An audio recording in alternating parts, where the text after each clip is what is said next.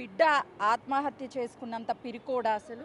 అమ్మ నా కొడుకు అసలు పోతే ఒక ఎలుకని చంపితే వద్దమ్మా అని ఏడ్చుకుంటూ కూర్చుండే పిల్లగాడు, ఇంత పిల్లగానప్పుడు ఎలుకని చంపినంటే నేను సంపనీయకపోయేది, 3 రోజులు తిండి తినకపోయేదమ్మా. మరి ఇలా ఈ కథ అయిందంటే నేను ఏం నమ్మలేకపోతున్నా తల్లి. నాకేం దోస్తలేదమ్మా, అవి కాలు మొక్తా, నాకు అసలు దోస్తలేదు. నా పిల్లలు అట్లా చేసిరంటే నేను నమ్మలేకపోతున్నా. అమ్మ నాకు ప్రాణభయం అనిపిస్తుంది అని ఒక్కసారి అన్నాడమ్మా ఆ రోజు. అంతకెక్కువ ఏమనలేడు. మరి ఎక్కడికి వెళ్ళి ప్రాణభయం అనిపించిందో నాకేం తెలియలేదు తల్లి. ఒక్కసారి నాకు అమ్మ ప్రాణభయం ఉంది అని నాకు ఒక్కటే మాట చెప్పిడు అన్నాడు. ఏమైంది బిడ్డ మరి నువ్వు రారా ఇడికంటే నేను ఎక్కడ రాను అన్నాడు కదా. ఒక్క మాటనే నాకు తెలుసమ్మా మాట్లాడి. ఇంకా ఏ ప్రాణభయము ఎక్కడేం చేసింది నాకు తెలుస్తలేదు తల్లి. నాకైతే బెస్తారు నాడు మాట్లాడిన మాట నా కొడుకు నిన్న సోమవారం 4-5 రోజులకు ఫోన్ లేదు, ఏమి లేదు. నా బిడ్డే ఏం చెప్పిండమ్మా బేస్తవారం నీతో? నాకు ప్రాణభయం అనిపిస్తుందమ్మా, నాకు ప్రాణభయం ఉంది, బుగులు బుగులు అవుతుందమ్మా అన్నాడు. అంతేగా నీకేం చెప్పలేడమ్మా. నా కొడుకు చేసిండంటే నేను నమ్మలేకపోతున్నా తల్లి. నా కొడుకు ఒక పిల్లని ఇట్లా కొట్టనిచ్చేటోడు కాదు, ఒక కుక్కర్ కొట్టనిచ్చేటోడు కాదు అమ్మా.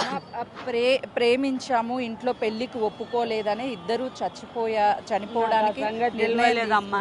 అది నాకు ఇంతవరకు బయట పడలేదు. నేను హాస్పిటల్ వచ్చిన నుంచి అందరు అంటుంటేనే వింటున్నా, కానీ ఆ అమ్మాయి ఎట్లాంటిది, ఆ ప్రేమ ఏంది అనేది నాకు ఒక్క మాట చెప్పలేదు తల్లి. నా కొడుకుల మీద ఒట్టు పెట్టి చెప్తున్నా, నేను నాకు చెప్పలేదమ్మా. పుట్టెడు రోగంలో ఉన్నాడు, నేను చెప్పలేదు తల్లి. చెప్తే నా కన్న కడుపు అది కాదు బిడ్డ, ఏ మాది ఇంటి పిల్ల అయినా సరే చేసుకుందు, కానీ ఇట్లా వద్దు బిడ్డ, వాళ్ళు ఒప్పుకుంది మనం పోవద్దని చెప్తుంటే తల్లి. నా బిడ్డ అయినా ఒక ఇంటికి పోతా అంటే అట్లా ఒప్పుకోం కదా, నేను అదే చెప్తుంటే తల్లి. నేను ఇంకా ఏమి మాట్లాడకపోతుంటే. చదువుకున్నాడు మంచిగా, చాలా తెలివి కల్ల అబ్బాయి అని చెప్తున్నారు. ఆ అబ్బాయి ఏమవుదాం అనుకున్నాడు? అంటే డాక్టర్ అవుతానని చెప్పేవాడు. అసలు ఏది చెప్పలేడమ్మా, నాకు రాదు తల్లి. నేను చేతి ముద్ర వరకు ఉంటా. ఏదో నాకు వీళ్ళు గట్ల కాదు గిట్ల రాయంటే ఆ తెలుగులో 4 అక్షరాలు పేరు రాయమని చూపిస్తే అంజమ్మ అని రాస్తా, అంతేగాని ఇప్పుడైతే నాకు అంతకెక్కువ ఏది చదవనికి రాదు. నువ్వు ఈ చేతులతోనే ఇంట్లో పనులు చేసి నీ బిడ్డని ఈ చేతుల్లోనే పెంచావమ్మా. ఈరోజు నీ బిడ్డను చూసుకోవడానికి కూడా పోనిస్తలేరమ్మా. ఇప్పుడు ఇటు అడిగిన పోతా అంటే నువ్వు పోవద్దు అంటుండ్రు. నన్ను పైకి వెళ్ళనిస్తలు, ఒక్కసారి కళ్ళతో ముఖం చూసేస్తా అంటే ఇట పోనిస్తలేరు తల్లి నన్ను పైకి. అసలు నిన్న నాకు 3 గంటలకు చెప్పి అప్పటి నుంచి వచ్చినా ఈయనే ఉన్నా కానీ పోనిస్తలేరు. రాని ఏ పరిస్థితిలో ఉన్నాడు ఏమన్నా తెలుసా నాకు అసలు చెప్తలేరమ్మా. పోలీసు వాళ్ళకి గిట్ట 3-4 కాలు మొక్కిన, 2 సార్లు రాత్రి 9 గంటలకు గిట్ట మొక్కిన. నువ్వు వెళ్ళొద్దన్నారమ్మా నన్ను. నాకు పోలీసు వాళ్ళు అసలు పైకి గిట్ట పోనిస్తలేరు. ఏం చెప్తావమ్మా? అంటే ఇప్పుడు ఒక తల్లి ఆల్రెడీ కూతుర్ని కోల్పోయింది, మరోవైపు నీ బిడ్డ ప్రాణాపాయ స్థితిలో ఉన్నాడు. నేనేం చెప్పలేకపోతున్నా తల్లి.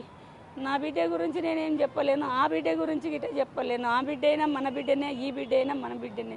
బిడ్డ అంటే అందరికీ బిడ్డనే తల్లి. నేనేం చెప్పలేకపోతున్నా తల్లిగా. ఇట్లా సూసైడ్లు చేసుకోవడం ఇవంతా కూడా దీన్ని సమర్థిస్తారా? అంటే కరెక్టే అనిపిస్తుందా? నాకు ఏది కరెక్ట్ అనిపిస్తుంది అంటలేను, కరెక్ట్ అనిపిస్తలేదంటలేను తల్లి. అది తప్పు పని అమ్మ, ఎవ్వరమైనా చేసేది కాదమ్మా. అది ఒక్కొక్క మాట నా బిడ్డ ఉంటే ఒక్కళ్ళు అబ్బాయి చేస్తే మనమైనా అంటాం తల్లి, అంతవరకే. కానీ నేను నా బిడ్డ చేసింది గొప్ప పని అంటలేను, అయ్యో ఆ బిడ్డ పోయింది మంచి పని అని అంటలేను. నా బిడ్డ అయినా నా బిడ్డనే, నా బిడ్డ అయినా నా బిడ్డనే. నా బిడ్డ వాళ్ళ బిడ్డనే, వాళ్ళ బిడ్డ నా వాళ్ళ బిడ్డనే. అంతే ప్రావిస్తున్నా. కానీ నాకు ఇంకొకటి తెలియదు తల్లి, నాకు ఇంకొకటి తెలియదు. అమ్మ నీ కాలు మొక్తా, నాకు మాట్లాడటంత గిట్ట లేదు. అమ్మ అని చివరిగా ఫోన్ చేసి నాకు ప్రాణభయం ఉంది, నాకు ఎందుకో భయం వేస్తుంది, గుబులవుతుంది అని చెప్పేసి తల్లితో చివరిగా మాట్లాడాడు. ఒక్కటే మాట అన్నాడు. 5-6 గంటలకెళ్ళా ఒక్కసారి ఆడున్నావమ్మా అంటే పనికాడికి వెళ్ళి ఇప్పుడే వచ్చిన అన్న అనగానే నాకు భయం అనిపిస్తుంది, ప్రాణభయం ఉందమ్మా అని కదా ఒక్క మాట అన్నది. ఎందుకు బిడ్డ అనగానే ఫోన్ కట్ చేసిండు. ఇక తెల్లారి నుంచి ఇక ఫోన్లు చేసినా కానీ లేపుతలేడు. నేను పక్కకున్న హిందీ పిల్లలు ఉంటారు నా పక్కకు, జర ఫోన్ బతుకరో బెట అంటే ఫోన్ అయ్యుంటారమ్మా, చిచ్చాపాయ అనే చెప్పారు. కానీ ఇంకా ఫోన్ కలుస్తలేదమ్మా. మీ పెద్ద కుమారుడికి కాల్ చేయలేదా? పెద్ద కుమారునికి అసలే ఫోన్ చేసి ఏది మాట్లాడలేదు. నేను ఆయనతో ఎక్కువ మాట్లాడా. చిన్న అబ్బాయి రోజు ఫోన్ చేసి రోజు చెయ్యడు. ఆయనకి ఇష్టం వచ్చినప్పుడు ఎప్పుడో ఒక్కసారి ఫోన్ చేసి మాట్లాడతాడు. పెద్ద అబ్బాయి ఎక్కువ మాట్లాడాడు. ఏదన్నా ఎప్పుడో యాదికి వస్తే అని అన్నదని అనిపిస్తేనే అమ్మ ఏం చేస్తున్నావు మంచిగా ఉందని ఆరోగ్యం అని పెద్ద ఆయన అంతేగాని ఇంకా ఏమీ నన్ను వలకరియరమ్మా. నా కష్టం నేను బతుకుతున్నా. చివరిగా అమ్మతో మాట్లాడింది, బేస్తారం మాట్లాడాడు. తర్వాత ప్రాణభయం ఉంది అని చెప్పేసి ఫోన్లో చెప్పి ఫోన్ కట్ చేశాడు. తర్వాత ఎన్నిసార్లు ఫోన్ చేసినా ఫోన్ స్విచ్ ఆఫ్ వచ్చింది. అసలు ఎందుకు అలా మాట్లాడాడో తెలియదు, కానీ చివరిగా మాట్లాడినటువంటి మాటల్ని గుర్తు చేసుకొని తల్లి తల్లడిల్లిపోతుంది. చీమకి కూడా హాని తలపెట్టినటువంటి ప్రవీణ్ తను చనిపోవాలని నిర్ణయం తీసుకుంటాడు అని కానీ లేదు అని అంటే తాను ఇంకొక